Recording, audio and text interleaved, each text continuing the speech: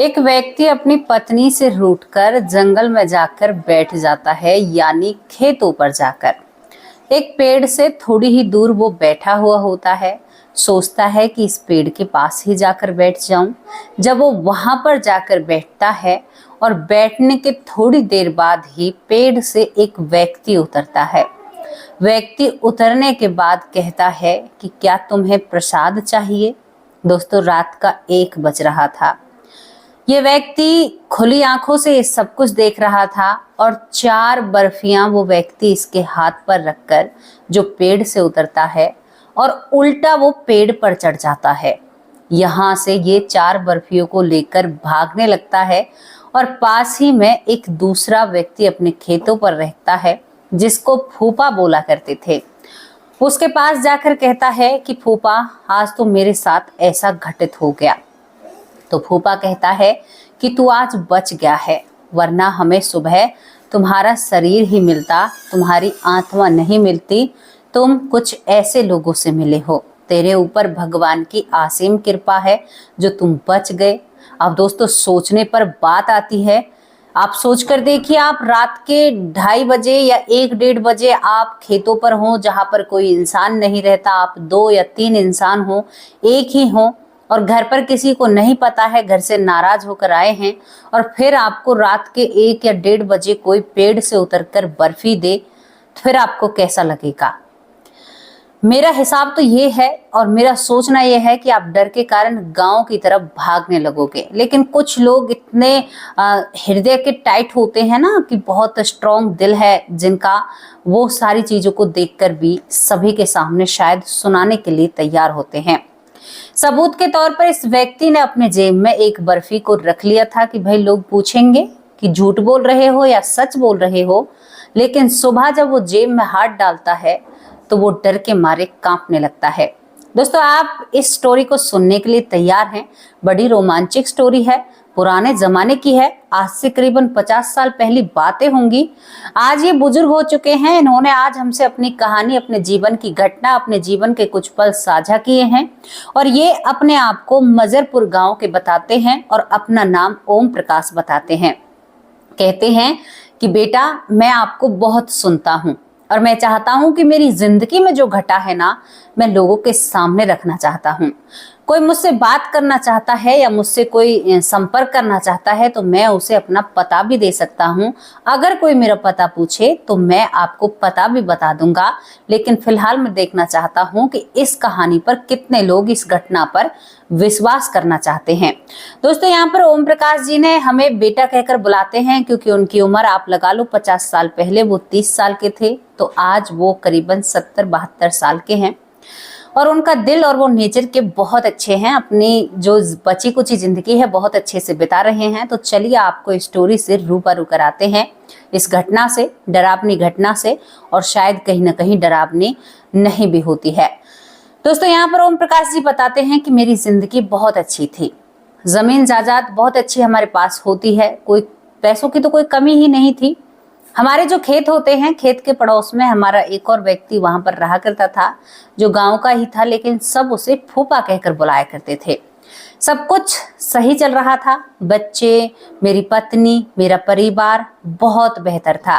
परिवार में किसी भी चीज की कोई कमी नहीं होती है। लेकिन मेरी और मेरी पत्नी की एक दिन किसी बात पर लड़ाई हो जाती है। सब किसी में होती है, मैं भी किसी की पत्नी हूँ, हम में भी लड़ाइयाँ हो जाती हैं। और लड़ाई इतनी ज्यादा बढ़ जाती है कि कभी कभी तो बहुत बड़ी बड़ी बातें हो जाती हैं। लेकिन देखो दोस्तों, जहां लड़ाई है वहां पर प्यार भी है। ओम प्रकाश जी बताते हैं कि मेरी पत्नी और मेरे बीच में जब लड़ाई होती है तो लड़ाई इतना ज्यादा रूप ले लेती है कि मैं अपनी पत्नी से कहता हूँ कि मैं मरने के लिए जा रहा हूँ, और तुम देखना मेरे लिए, तुम रोगी, तुम मेरे लिए तड़पोगी और मैं वापस लौटकर नहीं आऊंगा। अब ये इतने शब्द कहकर अपने घर से निकल जाता है। पत्नी बेचैन हो उठती है। वो अब करे तो करे क्या, किसी को बताए तो उनकी पर्सनल बात पर किसी पर लड़ाई थी। समझदार को इशारा ही काफी है। अब दोस्तों, यहाँ पर ये व्यक्ति ओम प्रकाश रूठ कर अपने ही खेतों पर जाकर बैठ जाता है, क्योंकि देखो मरने का तो कोई जुगाड़ नहीं था या मरने की कोई मंशा नहीं थी। गुस्से गुस्से में बोल दिया। और पत्नी से एक सहानुभूति, शायद कहीं ना कहीं इच्छा थी कि भाई मैं मरने की कहूंगा तो ये मेरी चिंता करेगी और इसे मेरी चिंता होगी। इसी बात पर वो खेतों पर जाकर बैठ जाता है।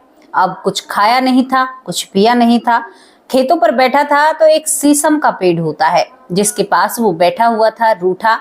चंदा की चांदनी होती है, आपने देखा होगा जब गर्मियों के दिन होते हैं, जब गेहूं की कटाई होती है तो कुछ रात ऐसी होती है जहां बिल्कुल चंदा की चांदनी में साफ साफ सब कुछ नजर आता है।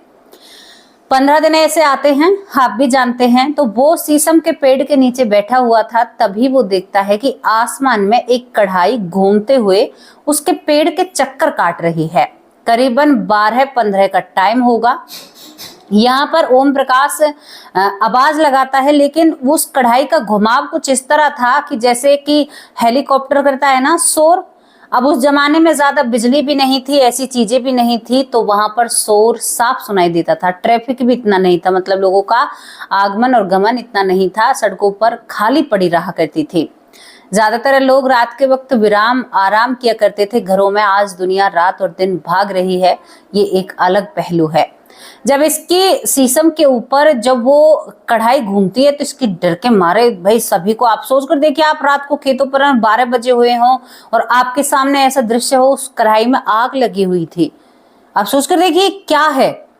यहाँ पर ओम प्रकाश जी काफी डर जाते हैं और डरने के साथ ही इस शीशम के पेड़ को कसकर पकड़ लेते हैं। फूफा फूफा बहुत आवाज लगाते हैं, एक फूफा नहीं सुने का।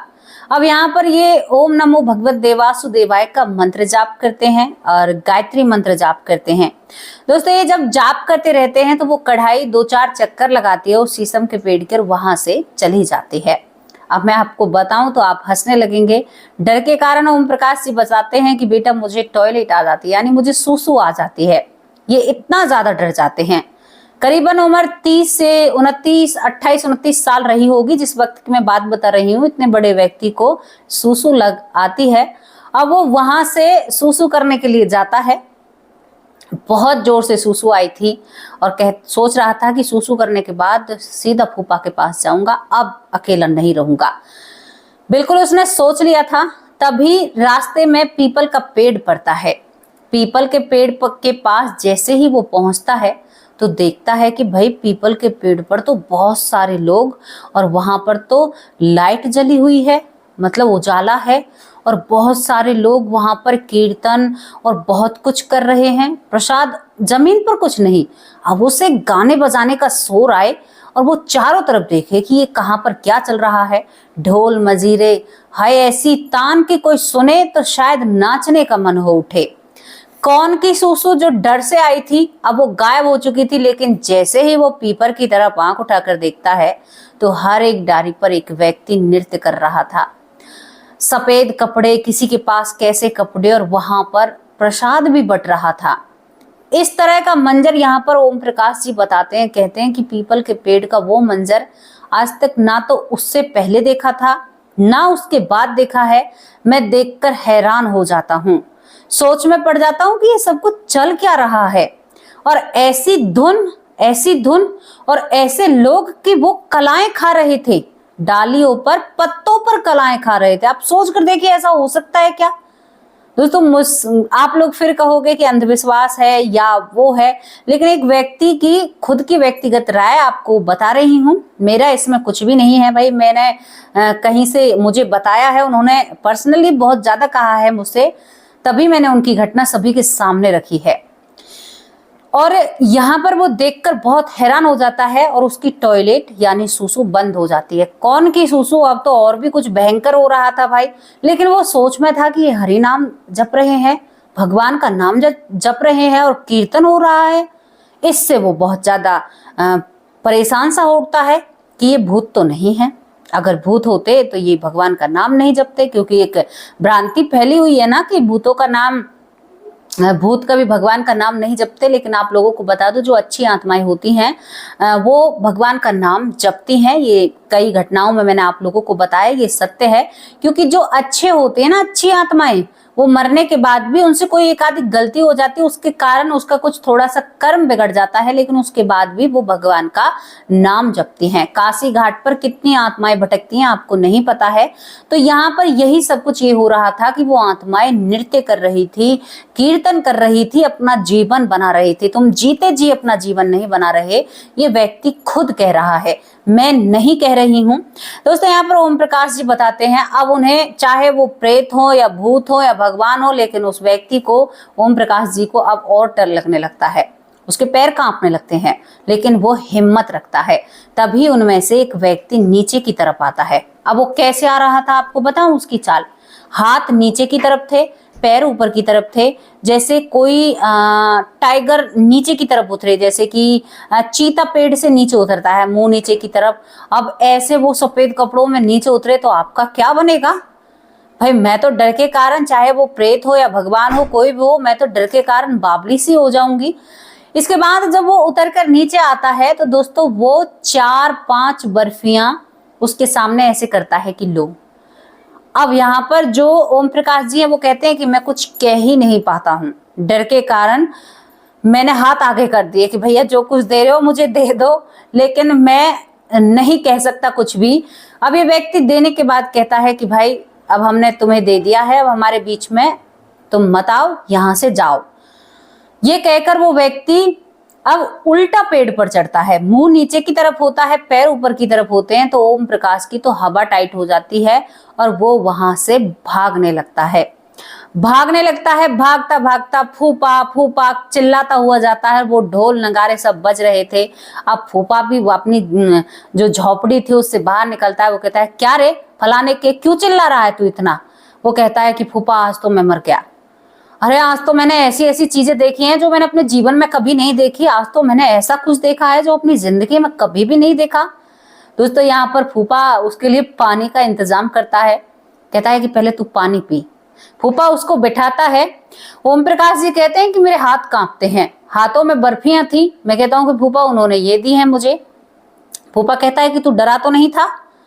शायद उस फूफा को कुछ पता था, तो वो कहता है कि नहीं फूफा मैं डरा तो नहीं था, लेकिन अंदर तो मुझे बहुत डर लग रहा था, उन्हें तो मैंने डर नहीं जताया। तो फूफा उनमें से एक बर्फी उठाकर खा लेता है। कहता है कि कोई बात नहीं, ये भी कोई अच्छी आत्मा होंगी। उस फूफा को डर नहीं लगता है और वो बर्फी खा लेता है और इस व्यक्ति से कहता है कि डर मत, तू भी खा, और इसके मुंह में उस बर्फी को डाल देता है। अब यहाँ पर जो ओम प्रकाश जी हैं वो भी, उन्हें भूख लग रही थी, शाम से भूखे थे बेचारे। अब सोचा कि करीबन 4 से 5 बर्फियों को वो खा जाते हैं, एक फूफा को दे देती है, इतनी सारी बर्फियां वो देकर जाता है और एक बर्फी को जेब में रख लेता है। बोल फूफा इसको सबको दिखाएंगे कि हमें ये बर्फी ऐसे ऐसे रात को पीपल के पेड़ से एक व्यक्ति ने उतर कर दी और उस पेड़ पर हजारों लोग नृत्य कर रहे थे, झांझर खंजरी सब कुछ बज रही थी, राम नाम कीर्तन चल रहा था। तो इस बात के बारे में सभी को बताएंगे फूफा हम सुबह उठकर। मेरे रुए खड़े हो रहे हैं सच में आप लोगों को बताते वक्त कि ऐसा कुछ भी होता है। मैंने सुना तो जरूर था, लेकिन भाई मैंने ऐसा कुछ कभी नहीं देखा है।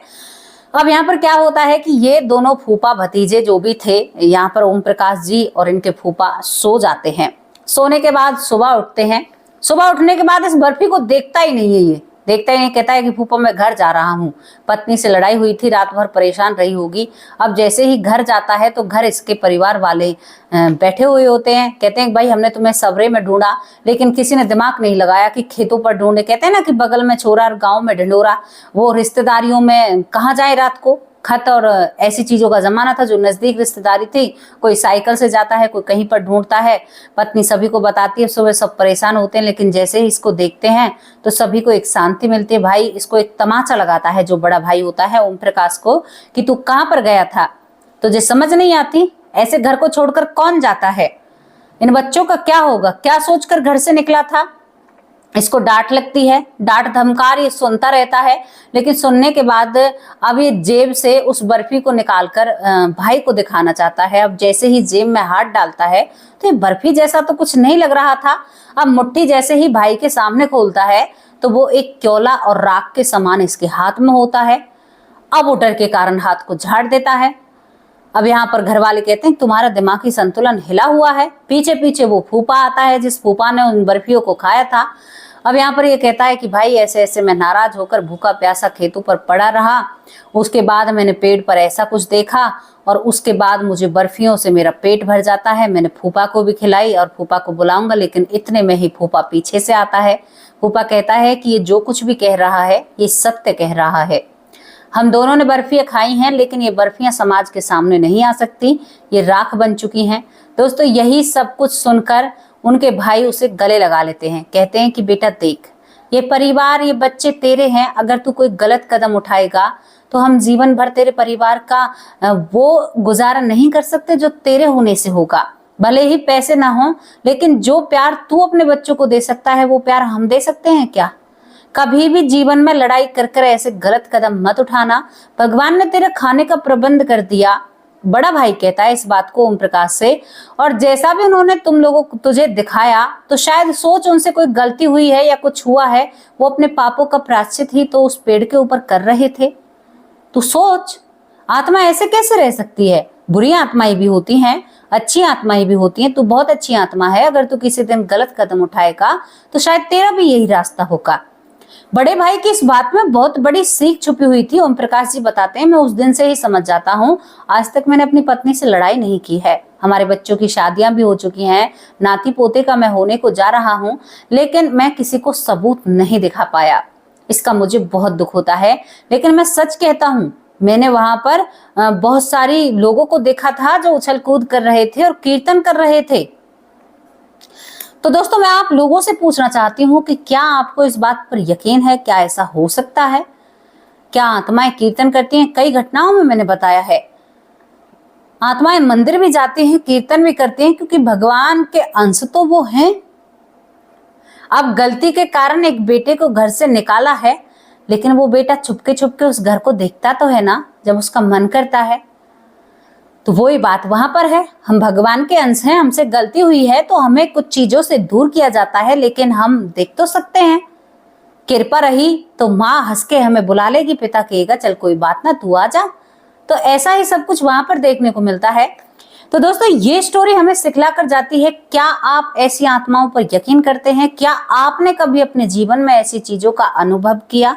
मुझे जरूर कमेंट बॉक्स में साझा करना। आपके इस स्टोरी पर ऐसे कमेंटों का मैं इंतजार करूंगी, क्योंकि मैं भी जानना चाहती हूँ। हालांकि मेरे ही परिवार से जुड़ी एक घटना बहुत प्रचलित थी, मेरे दादा परदादा की। एक दिन मैंने आपको बताई भी थी कि उन लोगों ने रेरा देखा था, लेकिन रेरा और इस चीज में बहुत फर्क है। क्या आपने ऐसा कभी कुछ महसूस किया? क्या आपने कुछ ऐसा देखा? क्या आपने कुछ ऐसा सुना? क्या आपकी जिंदगी में कुछ ऐसा घटित हुआ? तो जरूर मुझे बताना। मैं आपसे एक बहुत बड़ी प्रार्थना कर रही हूँ। क्यों कर रही हूँ? क्योंकि हम इसी तरह से रिसर्च करते हैं, जितनी ज्यादा लोगों की राय आती है उन राय को इकट्ठा किया जाता है, और इकट्ठा करने के बाद एक रिपोर्ट तैयार होती है कि भाई बहुत लोगों के साथ ऐसा ज्यादा हुआ है। तो ऐसी चीज होती है, एक आदि के साथ होता है तो थोड़ा सा लगता है कि मानसिक का या दिमागी तौर पर कुछ भ्रम होगा, ऐसा कुछ कहने को और सुनने को मिलता है। तो दोस्तों अगर आपके साथ ऐसा कुछ हुआ हो तो जरूर मुझे कमेंट बॉक्स में लिख कर भेजना। आपकी ये बहन, आपकी ये बेटी, आपकी ये दोस्त, आपकी ये लाडो बेटी इंतजार करेगी। और अब आप लोगों से मैं विदा लेती हूँ। शाम के वक्त आप लोगों के नाम के साथ हाजिर होंगी और एक सच्ची अच्छी स्टोरी लेकर फिर आप लोगों के सामने लेकर आऊंगी। दोस्तों एक व्यक्ति से बीती हुई बातें हैं और वो कहते हैं 100% सत्य है, हालांकि वो अपने गाँव के ही सामने इसे साबित नहीं कर पाते हैं। नमस्कार, जय हिंद, जय भारत।